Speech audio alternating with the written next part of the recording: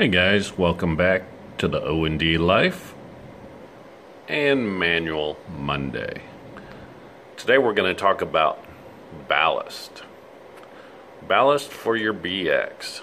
So here I have opened up the manual to page 55, and as you can see at the top there, it is for ballast.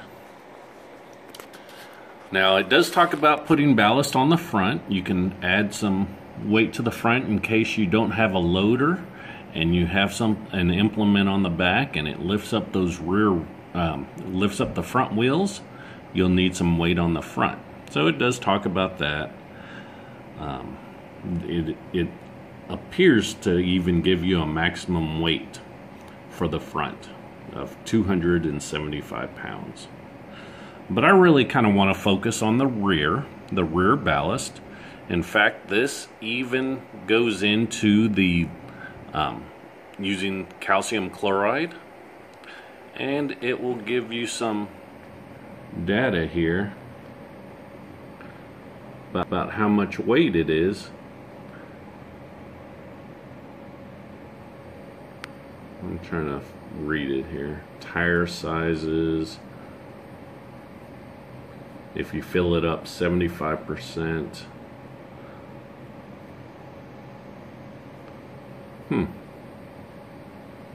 Up to 123 pounds per tire.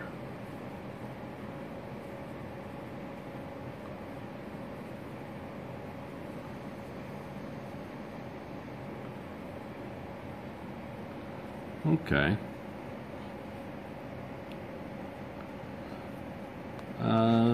It does go into why you need to only fill your tire 75%, because as you can see here, it says there isn't enough room in there for compression if you hit a bump.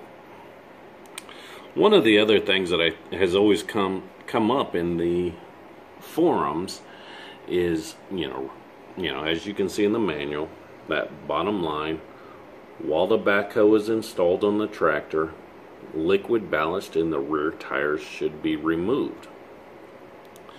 And I think it even says it on here. To avoid damage of transmission, do not use rear wheel weights and liquid ballast at the same time.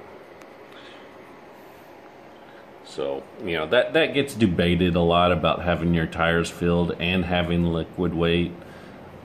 And then also having your backhoe on the back, because the manual says you shouldn't. You know, you end up having to find a happy medium. Is it possible, or is it cost effective? Is it really plausible to remove your liquid ballast every time you put your backhoe on and then fill it again? I don't know too many guys that'll do that. I opted to get the wheel weights because I did figure, well, that way I'll have the option to take off the wheel weights. You know, if I really need to feel guilty about having them on with the backhoe. Usually I just leave them on. I figure they're rolling in the tires. So the transmission, you know, gets more resistance trying to pull my box blade. So I don't think it's as big of a deal. The other thing that I put into the back is the tire eject, so that way if I do get a flat, it's some flat prevention. As we turn the page here, it does talk about what's it say? The rear wheel weight can be installed to the when it says rear wheel weight, the weight to the back of the tractor can be installed to the 3-point hitch using a weight box. You know, one of the concerns about that, and I touched on that on the last Manual Monday, is the weight of that box. And if you're on some uneven terrain, bouncy terrain, it could end up really putting a lot of strain on your lift arms. And so you might need to use your hitch plate to lock it in up at the top, and so that bouncing of that weight isn't all being transferred into your lift arms and the splines that keep them in place. So I think that's all I wanted to talk about. There are different types of ballast. The rim guard or beet juice, using washer fluid, windshield washer fluid, using antifreeze. All of them have their pros and cons that get debated endlessly.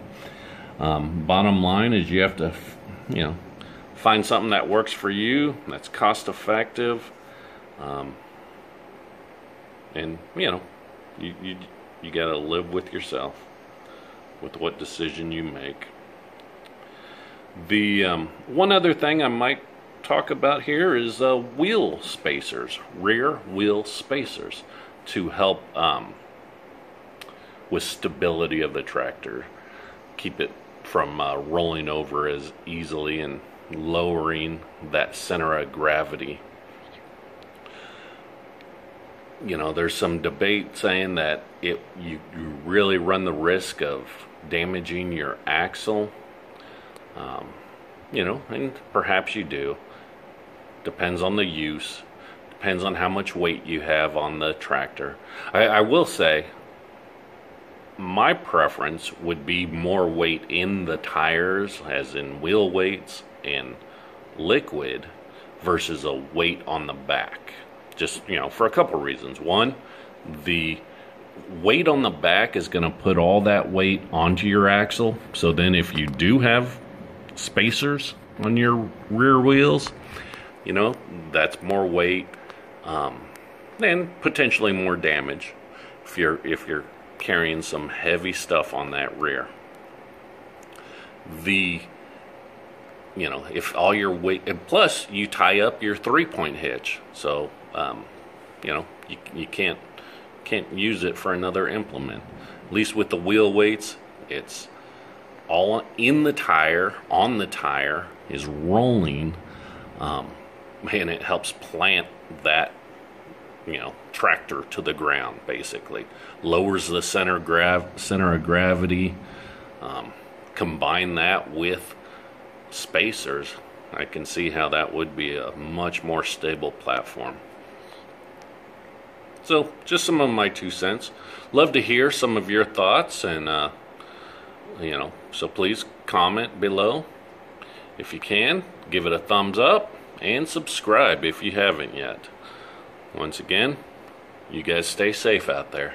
Have a good one.